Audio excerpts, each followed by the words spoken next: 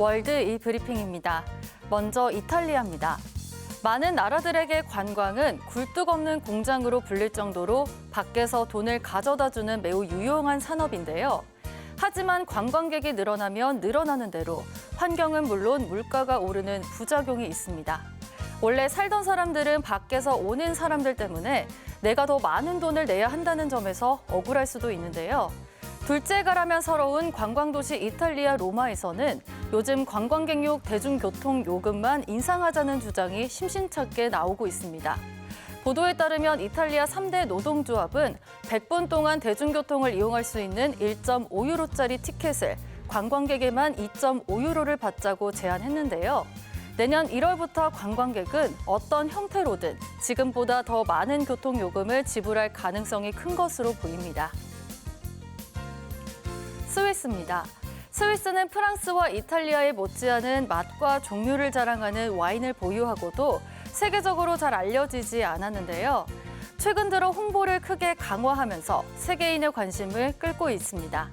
지난 봄에는 홍보에만 900만 스위스 프랑, 우리 돈으로 약 141억 원의 연간 예산을 들이기로 했는데요.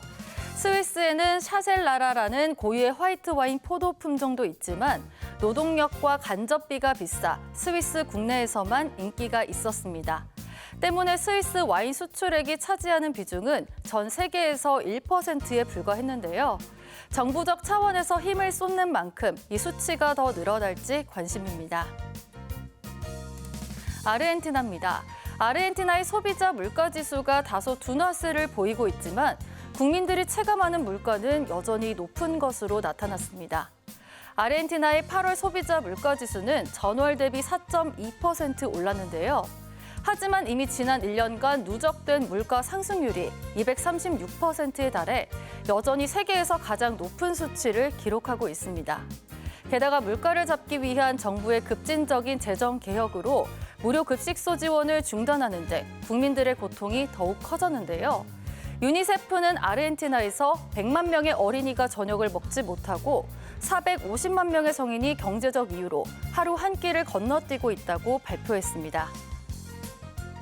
끝으로 세계은행 소식입니다. 세계은행 총재가 글로벌 양극화 현상이 뚜렷해지고 있다며 대출기관들이 변화에 나서야 한다고 말했습니다.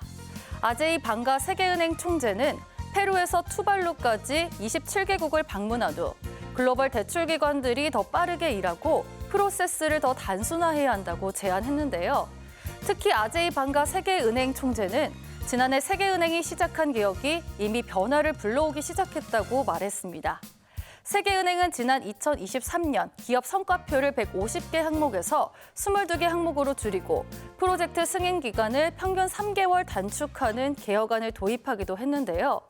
세계은행은 전 세계가 함께 번영하는 방향이 세계은행의 핵심적인 목표라며 대차 대조표를 조정하는 방식 등 개혁을 추진하고 있다고 밝혔습니다.